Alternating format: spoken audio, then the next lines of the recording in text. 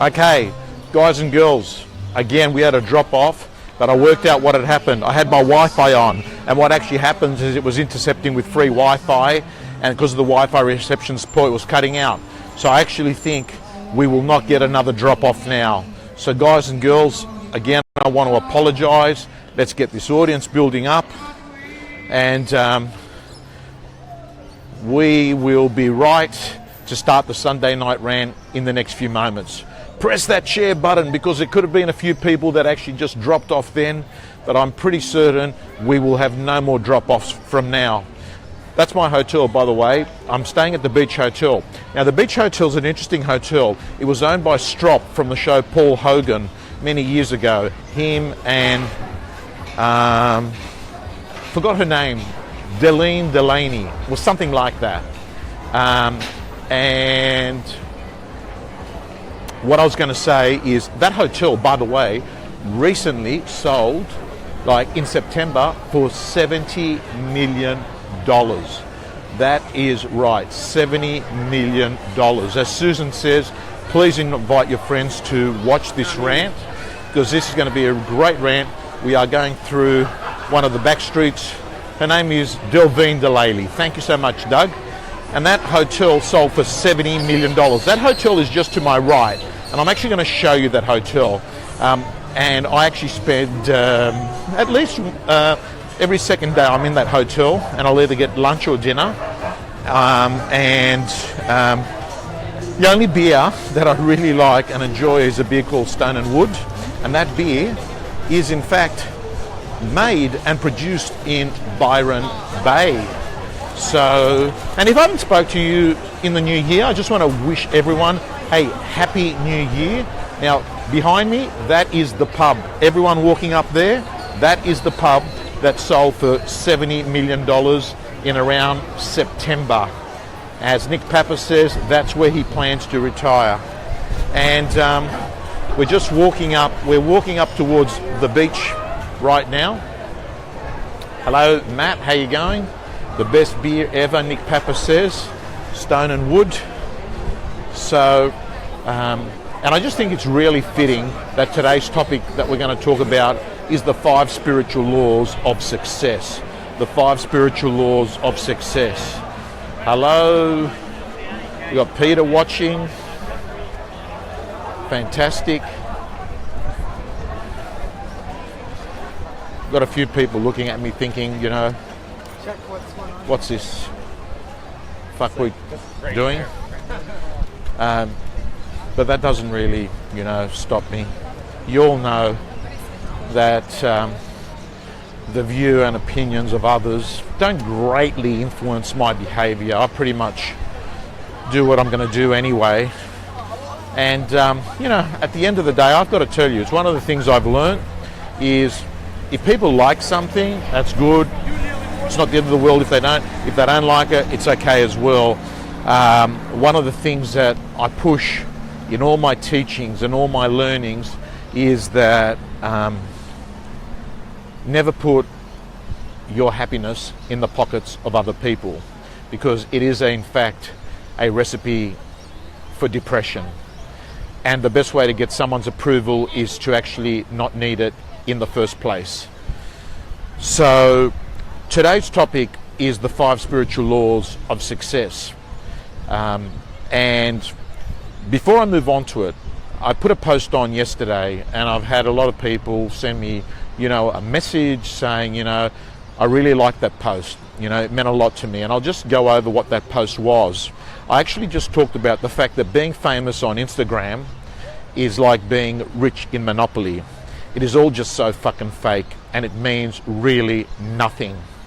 And the other thing, what I'd like to tell you about, you know, the world of Insta and the world of social media for that matter, is that it's all artificial. Because if you think about it, you're not putting yourself when you're in the toilet.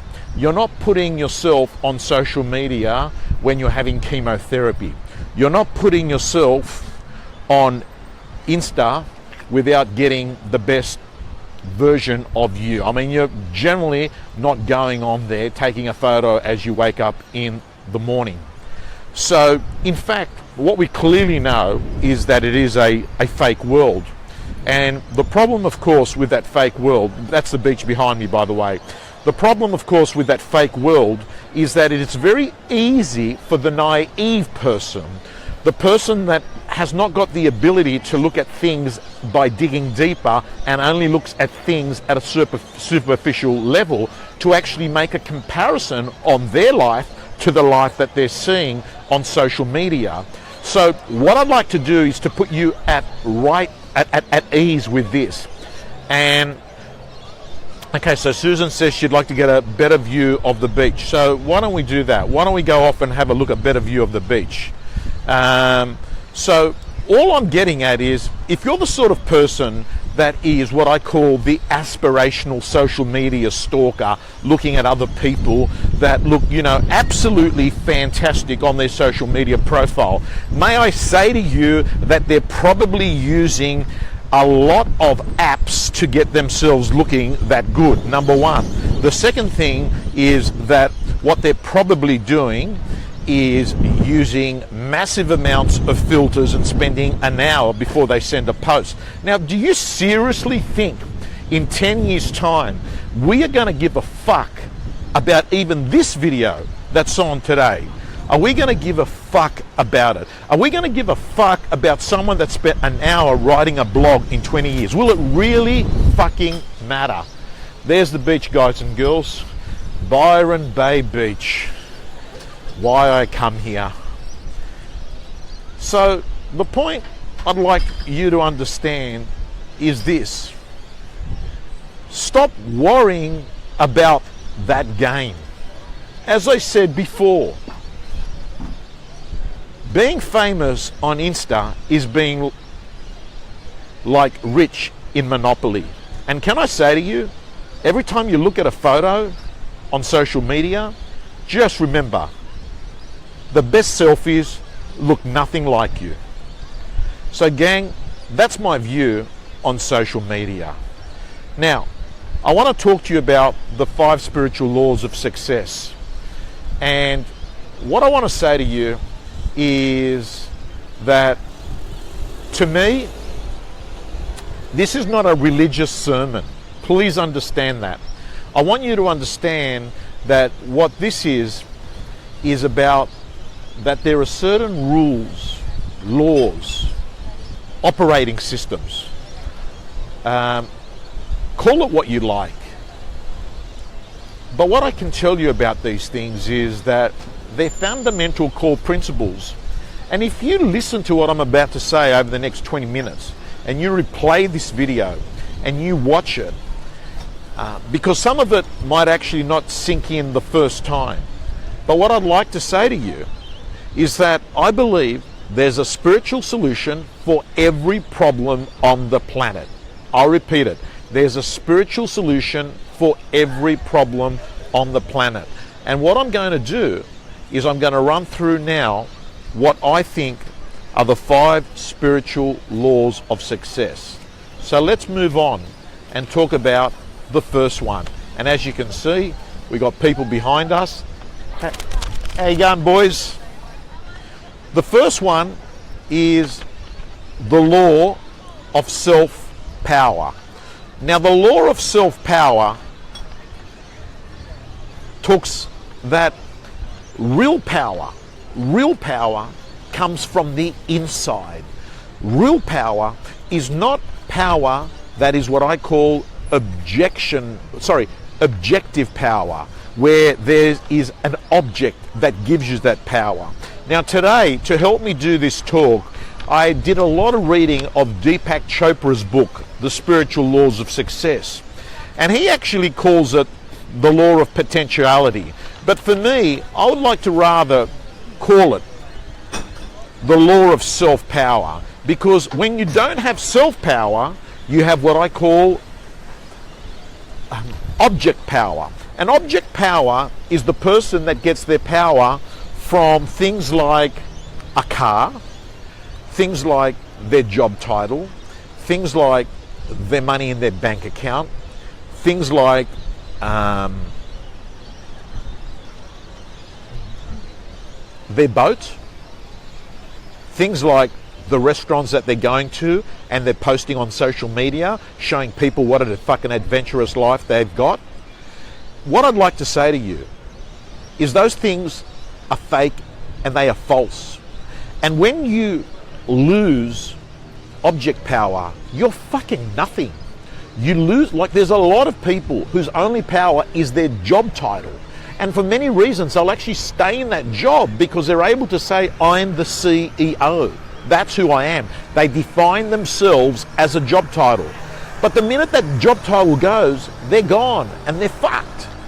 But when you have self-power, what actually happens is you are not dependent on a car, on a boat, on a job title, or a third thing. Hi guys. So what I'm getting at is that understand this concept of inner power. And when you have inner power, you are attractive to other people because people can feel that energy. People feel a bond with you. When you have what I call object power, people actually can smell and see the false self. The false self says this: I have a social mask. And the reason I have a social mask is I'm really scared that you're going to be able to see through the mask and find out who I really am. And who I really am is someone that I don't like. And what I want to do is actually hide that from you. And the way I'm going to hide it is with the false mask, a social mask. So guys and girls, understand the first spiritual law is the law of self-power. Now, let me give you a couple of tips that can help you with manifesting and growing self-power. The first tip I can give you is learn to spend time in silence. Now, when I say silence, that actually means not being quiet reading a book, because when you're reading a book, you're in fact having a conversation with the author of that book. When I'm saying being silent, I'm being able that you're trying to disconnect and have what I call spiritual maintenance. And I get that every morning when I wake up here and I go to the lighthouse on my own. That is spiritual maintenance for me. And I close shop for those 2 hours. So, gang, what I can say to you is, how do you grow that and manifest it? Silence, meditation. If you're someone that struggles with meditation, I encourage you to look at Muse, M-U-S-E, which is a biofeedback tool that helps you understand when your mind's moving too fast. It gives you feedback on the spot. It's just one of the new breed of wearable devices, and I call it the Fitbit of meditation.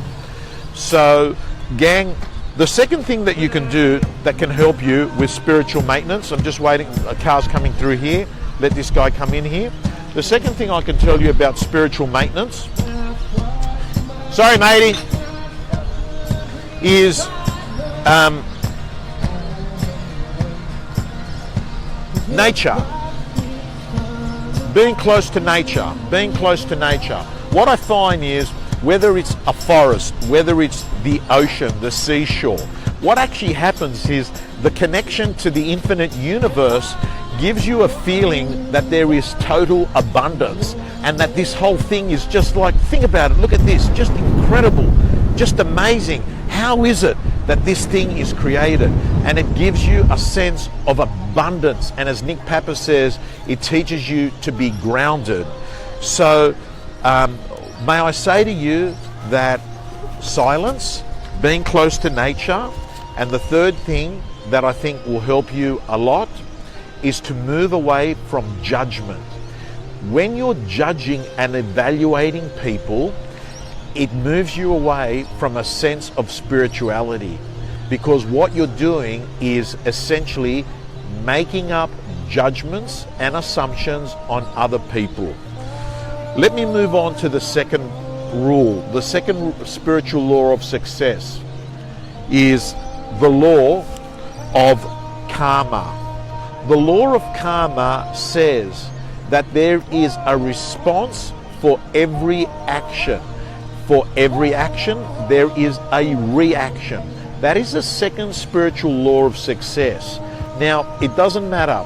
whether we're talking about the Bible, what you sow, you seed, or whether we're talking about prospecting, and that is that when you prospect, a result comes from that down the track. Or when you exercise, you get fitter. All we're saying is the law of karma says that there is a reaction to every action there is. And as I've said to you before, always be nice to people, because there's a thing called karma and it's pronounced as ha ha ha, fuck you. And I can tell you, there are many people that have had a great start in life. They've had everything going for them, and they believe that it's all because of them. They believe that they were given the brain and the mouth and they are responsible for it, and they never were grateful for it. And then what actually happens is one day, in 1 minute, it all comes shattering down. It's a car accident, or their child suicides, or they come out of a doctor's appointment and they're told that they've got a terminal illness, or something major happens, and then people change. People only generally change when there's, hey, how you going? People only generally change when there's some massive thing, and I've said it, for you to have a breakthrough, generally it's a breakdown. So guys and girls, that is to me the second law, the law of karma. And may I say to you, when you've got the law of karma, you find to yourself that what you actually do, hey girls, and guys, how are you? I look at the girls more than the guys.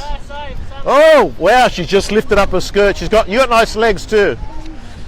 Okay, there they are. Can you see them? They're walking away. She just lifted up her legs. They do that in Byron Bay. It's called the law of attraction. But the law of karma,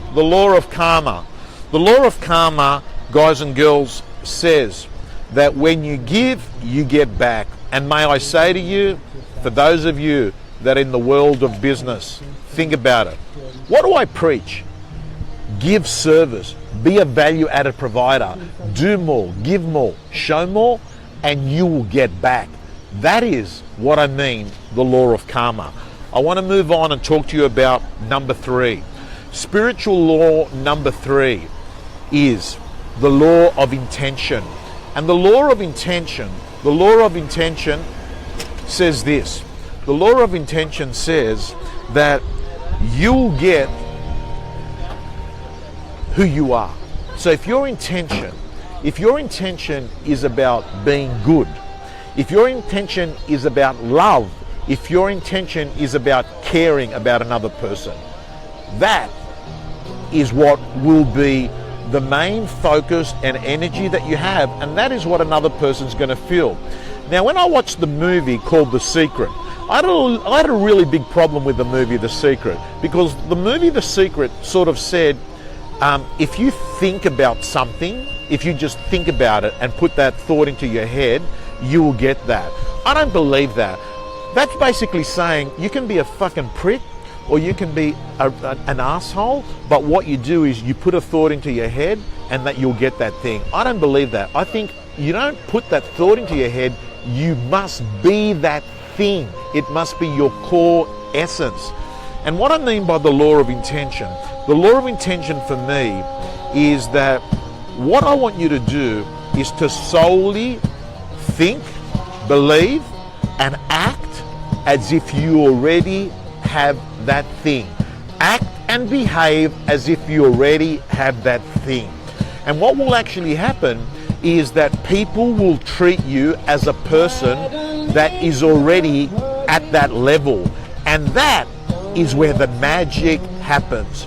Guys and girls, can I just say to you, the minute you realize you've got everything you need available for you to succeed is the minute success will begin to show up in your life.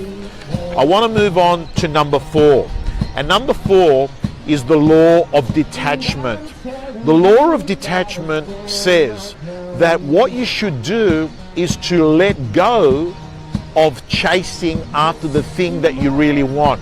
Now, this is a little bit paradoxical, because what it basically says is that, like, normal success says be attached to it, be attached, don't let go. The problem, of course, with that is that when you become too attached to something, you become desperate. And when you become desperate, what actually happens is that people can smell that and you act in a desperate way. The law of detachment basically says, hey, this is what I want. This is what I'm going to act and behave as. But what I'm going to do is I'm going to let go and just do my thing. And that is live with the right intention, do the right thing, understand the law of karma, work hard, and that things are going to work out. And to let go keeping score every fucking day. Let go of keeping score every fucking day and saying, did I get it? I'm going to tell you that success happens in micro increments. Don't keep score every day. You're playing the long game and you've got time on your side, so don't stress. By the way, if you're a 50-year-old person, you've got time on your side. If you're a 60-year-old person, you've got time on your side. Everyone's got time on their side. And the reason why is that if you've got a heart rate and you're pumping, you are still in there with a chance. I want to move on to number 5. And this is my favorite law, the law of dharma. And the law of dharma, and now I think that's a Buddhist word, but let me just change that word because I'm not a Buddhist, though I do like some, aspects of Buddhism, is I call it the law of, let's call it the law of your calling. How are you, matey? Good. Skateboarder over here. The law of dharma says that we all come into this planet with a calling, that we've got what we call signature strengths. Guys and girls, behind me there's about 300-400 people, and actually me and Maddie, my oldest daughter, will be back here. I'm going to buy some stone and wood, and we're going to sit down and we're going to listen to this street muso. There he is there. Can you see him? Come around here. There he is there behind me in the green. All these people sitting watching. This is by the beach. I'm going to start heading back to my hotel room, and I'm going to just finish off on this. By the way, if you've enjoyed this rant, may I ask you to press that share button, tag a friend. Maybe the 20 minutes of this rant might be useful for them. So the law of dharma, or as I've called it in my way, the law of your calling, says that we've got a unique psychological fingerprint. We've got what we call a calling. We've got what we call signature strengths. These are things that we're naturally good at. People generally will comment and say, you're really good at doing that. The other thing that you'll notice, when you're living your dharma, things don't feel too stressed. You actually like doing the work. Even I've got to tell you, I'm on vacation, but I'm working. I'm leaving here on Wednesday for a day, for 24 hours, to go do a speaking gig in Sydney. I've got a speaking gig the week after in Brisbane on the Gold Coast. This concept about work-life balance, I think that's fucking bullshit. I think it's work-life integration, right? You can integrate the two together. Work-life balance says to me, I hate my work so much that I must give myself some breathing space to recover. I don't believe that concept. I believe that if you're living your dharma, if you're working your signature strengths, if you're living your calling, what I think is actually happening is that it feels effortless. And when you are living your God-given signature strengths, you are actually leaving people better off than before you going in. Hey guys, how you going? You want to come and say hi? Come on here. It's my live stream audience. It's a Facebook audience that Sunday Night Rant. Where are you guys from? I'm from Maui. Maui? Yeah. Where's that? Mullumbimby? No, Maui's near the pub, the famous Sorry? Like, do you live around here?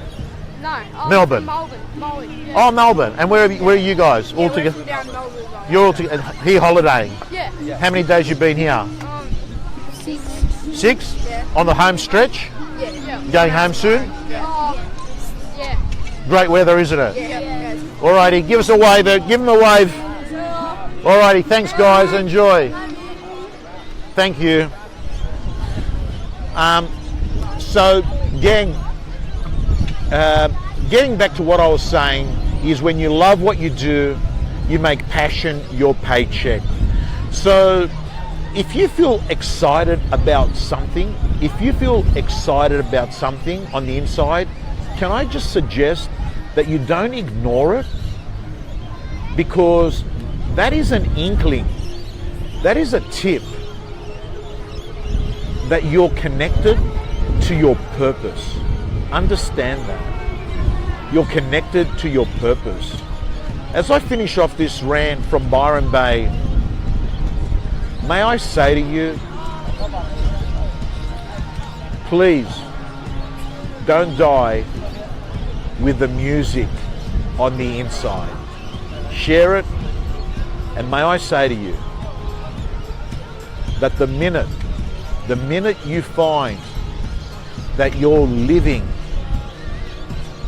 the stuff that you're good at, the stuff that you like, and that you're leaving people better off, you're on the right path. Guys and girls, don't die with your music in you. I want to thank you so much for the number one thing that you can give me, and that is your attention. Thank you, and God bless.